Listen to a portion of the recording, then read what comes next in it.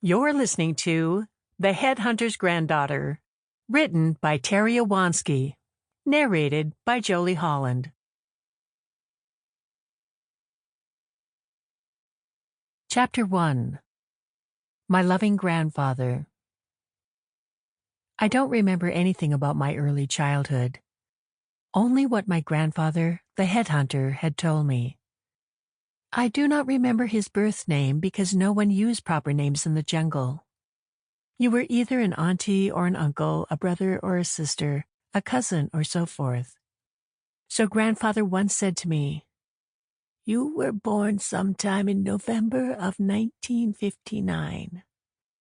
He didn't remember the exact day. In the jungles of Borneo, dates, like names, were of little importance. He didn't even know the year he was born. My guess would have been around 1923. Grandfather told me I was one of 10 children born to his son, Tungan. 2 others had died at birth in their small bamboo and sage leaf hut. Some of the older children would sleep outside at night beside the cooking fire. I was put in a sling basket which hung from a rafter. My mother would push the basket back and forth to put me to sleep. It made a creaking sound that would lull me to sleep. Our hut was in the village named Kampong Gerang, some 25 miles from the nearest town. There weren't any roads, only foot trails through the dense green jungle.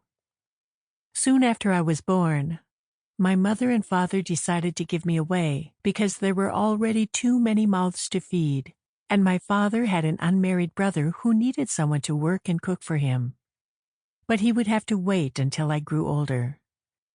I had to be breastfed by the village women who passed me around many times. My uncle, whose name was Ganot, didn't know how to handle me.